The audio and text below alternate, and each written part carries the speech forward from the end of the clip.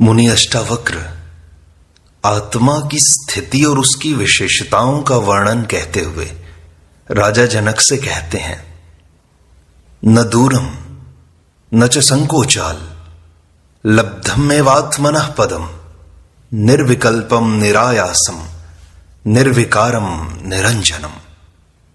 यह आत्मपद न तो दूर है न संकोच से ही प्राप्त होता है। यह निर्विकल्प, निरायास, निर्विकार और निरंजन है। इस सूत्र में अष्टावक्र आत्मा की स्थिति एवं विशेषता बताते हुए कहते हैं कि आत्मा कहीं सातवें आसमान में नहीं है, ना ही वह किसी अदृश्य लोक में अथवा स्वर्ग में है, न कहीं हिमालय में, न मठों मंदिरों में है जहां उसे ढूंढना पड़े। वह स्वयं के भीतर ही है तथा संकोच से, कठिनाई से प्राप्त होती हो ऐसा भी नहीं है।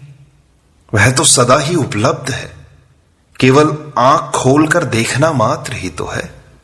स्वयं की पूर्ण जागृत अवस्था ही उसे प्राप्त करना है। विकारों की धूलि को पोंछना मात्र है, गंदे दर्पण को साफ करना मात्र है, जिससे उसका आभास हो सके। विचारों के घने बादलों के आवरण से वह सूर्य दिखाई नहीं दे रहा है। विचार शून्य होने पर ही उसका ज्ञान होता है। सभी विधियां विचारों को बंद करने की प्रक्रियाएं ही तो हैं। यह आत्मा निर्विकल्प है। निर्विकल्प होकर ही इसे जान सकते हो। वह निरायास है। उसे जानने के लिए कोई प्रयास भी नहीं करना पड़ता। वह निर्विकार है, उसमें कोई विकार नहीं है, शुद्ध है, वैज्ञानिकों के तत्व जैसा। वह यौगिक नहीं है, उसमें पाप पुण्य, अच्छा बुरा, हित अहित ऐसा कुछ भी नहीं है। वह निर्दोष है, उसमें दोष है ही नहीं। वह अलिप्त है, उसे विकृत किया ही नहीं जा सकता, ना ही वह छीना जा सकता है, न चोर चुरा सकते हैं, न अप्रकट है, न किसी कमरे में बंद है कि तुम्हें उसका द्वार खटखटाना पड़े। वह सदा उपलब्ध है। वह विस्मृत है, उसे बस पुनः स्मृति में लाना मात्र है। अष्टावक्र आगे कहते हैं, व्यामोह मात्र विरतौ स्वरूपादान मात्रतः वीत शोका विराजन्ते निरावरण दृष्टयः। मोह मात्र से निवृत्त होने पर और अपने स्वरूप के ग्रहण मात्र से वीत शोक और निरावरण दृष्टि वाले पुरुष शोभायमान होते हैं। आत्मस्वरूप को उपलब्ध व्यक्ति के विषय में अष्टावक्र कहते हैं कि सांसारिक विषयों के प्रति मोह निवृत्त होने से ही आत्मस्वरूप का ग्रहण हो सकता है। आत्मज्ञान प्राप्त करना नहीं है, केवल उसकी बाधाओं को हटाना मात्र है। दृष्टि एक ही है। उसे मोह के कारण संसार में लगाओ तो केवल संसार ही दिखाई देगा। मोह हटने पर संसार लुप्त हो जाएगा। फिर जो भी दिखाई देगा वह आत्मा ही है। फिर प्राणी, पशु, पक्षी, यहां तक कि पत्थर में भी वही परमात्मा दिखाई देगा। ऐसे आत्म स्वरूप के ग्रहण मात्र से व्यक्ति द्वंद्वों से पार होकर वीत शोक वाला एवं निरावरण दृष्टि वाला हो जाता है। फिर सभी को सीधा देखता है। मोह, ममता, राग, द्वेष, प्रेम, घृणा की दृष्टि से नहीं देखता। उसकी सत्य दृष्टि हो जाती है, स्वयं सत्य हो जाता है। ऐसा पुरुष ही शोभायमान होता है। अष्टावक्र आगे कहते हैं, समस्तम कल्पना मात्रम आत्मा मुक्तः सनातनः इति विज्ञाय धीरो हि किम अभ्यस्यति बालवत्। समस्त जगत कल्पना मात्र है और आत्मा मुक्त और सनातन है। ऐसा जानकर धीर पुरुष बालक के समान क्या चेष्टा करता है। अष्टावक्र कहते हैं कि यह समस्त संसार कल्पना मात्र है। तुमने जैसी अच्छी बुरी कल्पना की, वैसा ही तुम्हें संसार दिखाई देता है। तुम्हारी कल्पना का नाम ही मन है, जिससे तुम संसार को भिन्न दृष्टि से देख रहे हो। उसका वास्तविक स्वरूप दिखाई नहीं दे रहा है। यदि मन का पर्दा हट जाए तो संसार भिन्न प्रकार का दिखाई देने लगेगा। अतः यह अज्ञान दृष्टि ही तुम्हारा बंधन है। इसे छोड़कर जिस दिन चेतना द्वारा सीधा देखोगे, उसी दिन उसी क्षण तुम मुक्त हो जाओगे। उसी क्षण तुम आत्मज्ञानी हो जाओगे। यह आत्मा मुक्त और सनातन है। यह स्वयं बंधनग्रस्त नहीं है। न ऐसी है कि आज है कल नहीं रहेगी, मरने के बाद ही मिलेगी, स्वर्ग में मिलेगी, ज्ञानी के पास ही है। अज्ञानी में आत्मा होती ही नहीं, पशु पक्षियों में आत्मा होती ही नहीं, ऐसा भी नहीं है। वह सर्वत्र है, सनातन है। सत्य एक ही है। जिसने संसार को सत्य समझा, उसे आत्मा असत्य दिखाई देती है, किंतु आत्मज्ञानी को आत्मा सत्य और संसार असत्य दिखाई देता है। वह मात्र दृष्टि है। संसार को सत्य मानना ही आत्मा में बंधन है। यह वास्तविक नहीं है। झूठी मान्यता ने ही झूठे बंधनों का निर्माण किया है। ज्ञानी की यह भ्रांति मिट जाती है, जिससे वह मुक्त है। इसके लिए बालक अथवा अज्ञानी की भांति चेष्टा नहीं करनी पड़ती। अज्ञानी ही चेष्टा करता है, प्रयास करता है, अभ्यास करता है, साधना करता है। आत्मज्ञान चेष्टा, प्रयास या श्रम से प्राप्य नहीं है। वह प्राप्त है केवल निर्विकार दृष्टि से देखने मात्र से। साक्षी मात्र हो जाना ही पर्याप्त है। चेष्टा ही संसार है, साक्षित्व परमात्मा है। तुम्हारी चेष्टा से ही कर्मों का संचय हुआ है। तुमने हजारों जन्मों में प्रयत्न करके ही कर्मों का संचय किया है। नरक जाने के लिए तुमने बहुत परिश्रम किया है, किंतु मुक्ति तो एक क्षण में प्राप्त हो सकती है, बिना प्रयत्न के। उसकी ओर ध्यान नहीं दिया। संग्रह में प्रयत्न करना पड़ता है। त्याग एक क्षण में बैठे बैठे हो जाता है, बिना श्रम के। यह आसक्ति त्याग ही मुक्ति है। घटना उसी क्षण घट जाएगी जैसे कोई स्वप्न में जागा हो। सभी संचित कर्म जागते ही लुप्त हो जाएंगे, जैसे स्वप्न में किए गए पाप पुण्य का दंड जागने पर नहीं मिलता। मुक्त तुम थे ही। बंधन भ्रांति थी सो मिट गई। बैठे बैठे ही मुक्त हो गए, सुनकर ही मुक्त हो गए। न कहूं गया न आया। न उपवास में मुक्ति है, न शीर्षासन में, न कुंडलिनी जगानी पड़ती है, न बंध व मुद्राएं आवश्यक हैं, न शास्त्र आवश्यक है, न गुरु। अज्ञान की स्वीकृति ही ज्ञान का द्वार है। अहंकार गिराकर सहज हो जाना ही मार्ग है। अष्टावक्र आगे कहते हैं, आत्मा ब्रह्मेति निश्चित्य भावा भावौ च कल्पितौ निष्कामः किम विजानाति किम ब्रूते च करोति किम। आत्मा ब्रह्म है और भाव और अभाव कल्पित है।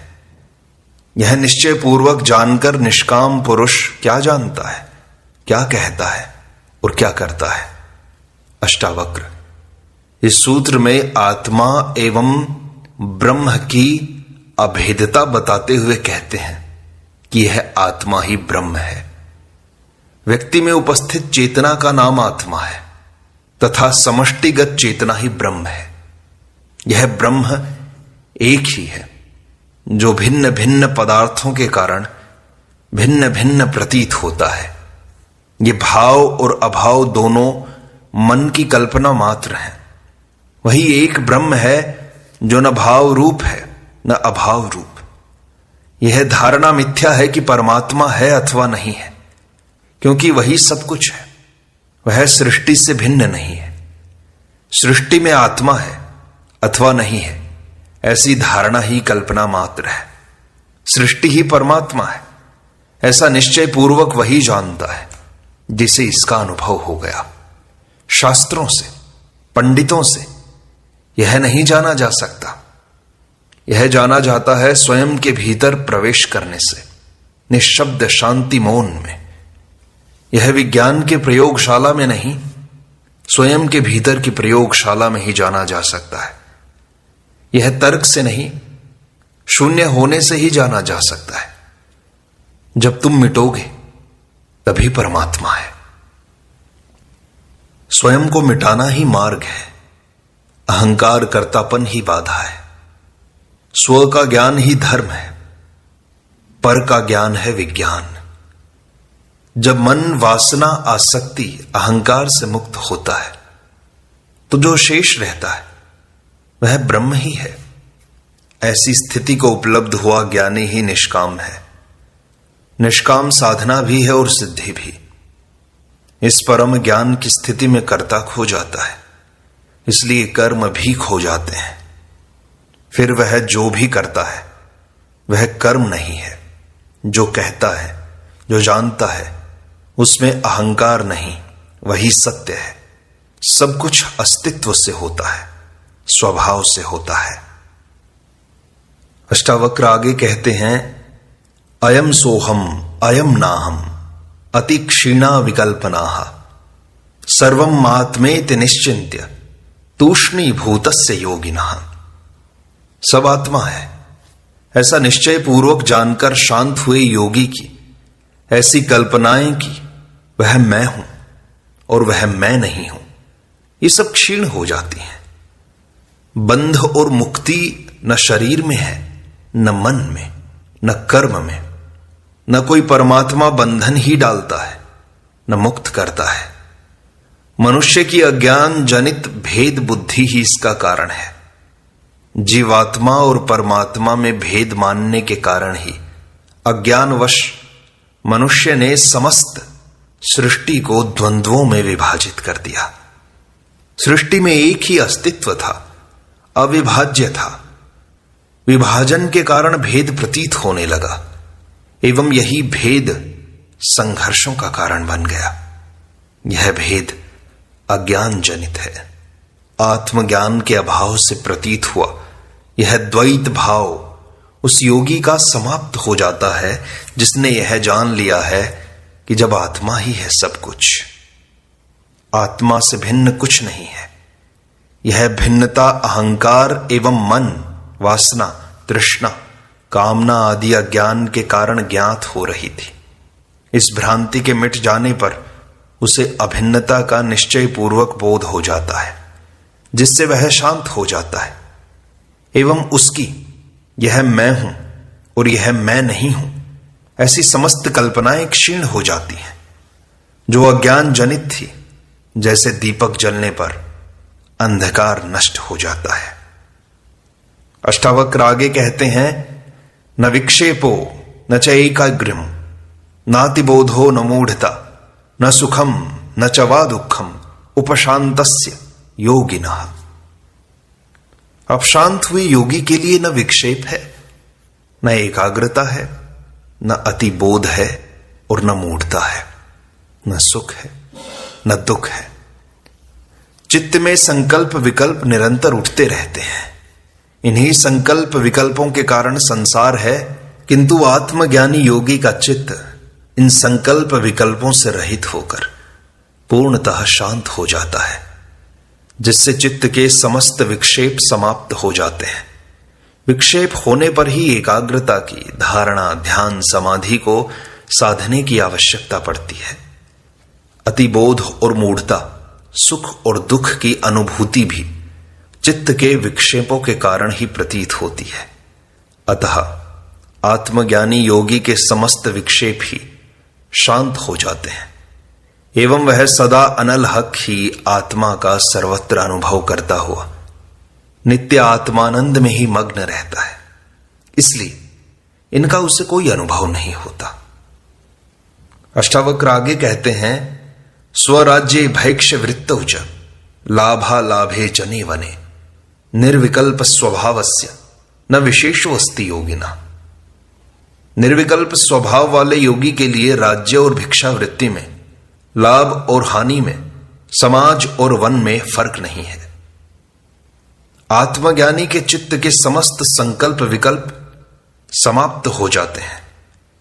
वह सदा निर्विकल्प अवस्था में एक ही आत्मानंद में रमण करता है, जिससे उसके लिए चाहे साम्राज्य सुख हो, चाहे भिक्षा वृत्ति, लाभ हो या हानि, वह समाज में हो चाहे वन में, कोई अंतर नहीं पड़ता। उसका सारा आग्रह ही समाप्त हो जाता है। साम्राज्य चाहने वाले एवं उसे छोड़कर भागने वाले दोनों आग्रह युक्त हैं, दोनों में संकल्प है। इसी प्रकार संकल्प लेकर भिक्षा वृत्ति करने वाले, लाभ हानि को चाहने वाले, समाज एवं वन में रहने का आग्रह पूर्वक निश्चय करने वाले की मैं ऐसा करूंगा, यह अहंकार जनित अज्ञान का परिणाम है। अहंकार एवं संकल्प विकल्प से रहित होने पर वह हर स्थिति में अनाग्रह पूर्वक रहकर स्वाभाविक जीवन जीता है। उसका कोई चुनाव नहीं होता, उसकी कोई प्रतिक्रिया नहीं होती, कोई शिकायत नहीं है। जो है सब स्वीकार है। बुद्ध ने इसी स्थिति को तथाता कहा है। अष्टावक्र आगे कहते हैं, क्व धर्मः क्व च वा कामः क्व च अर्थः क्व विवेकता इदं कृतम् इदं नेति द्वंद्वैर्मुक्तस्य योगिनः। यह किया है और यह अन किया है। इस प्रकार के द्वंद्व से मुक्त योगी के लिए कहां धर्म है, कहां काम है, कहां अर्थ है और कहां विवेक। अष्टावक्र इन सूत्रों में जीवन मुक्त योगी के लक्षणों को बताते हुए कह रहे हैं कि जो इन लक्षणों वाला है वही परम योगी है एवं वही जीवन मुक्त है। ये लक्षण ही जीवन मुक्त की कसौटी है। जिनमें ये लक्षण दिखाई न दें, समझ लो उसे आत्मज्ञान हुआ नहीं, उसे अद्वैत का ज्ञान हुआ नहीं। फिर भी यदि कोई आत्मज्ञानी होने का दावा करता है तो या तो वह भ्रमित है, या पागल है, या पाखंडी है। इसी क्रम में अष्टावक्र कहते हैं कि योगी चित्त की संकल्प विकल्प अवस्था से पूर्णतः निर्विकल्प हो जाने से उसके समस्त विक्षेप शांत हो जाते हैं, जिससे वह किए और अनकिए सभी प्रकार के द्वंद्वों से मुक्त हो जाता है। ऐसे मुक्त योगी के लिए धर्म, अर्थ, काम तथा विवेक का बंधन समाप्त हो जाता है, जिसका अज्ञानी पर आरोपण किया जाता है। ज्ञानी अपनी आत्मा के स्वभाव के अनुसार इनका पालन करता है, जबकि अज्ञानी बाध्य होकर मजबूरी में अस्वाभाविक रूप से इनका पालन करता है। अज्ञानी धर्म, अर्थ, काम, विवेक का झूठा मुखौटा लगाता है, जो उसका स्वभाव नहीं है। ज्ञानी का यह स्वभाव हो जाता है, यही उसका सही स्वरूप है। आत्मज्ञान में दृष्टि बदल जाती है। इस प्रकार अष्टावक्र गीता की सरल व्याख्या का यह भाग यहीं संपूर्णता को प्राप्त होता है। शेष अगले अंक में।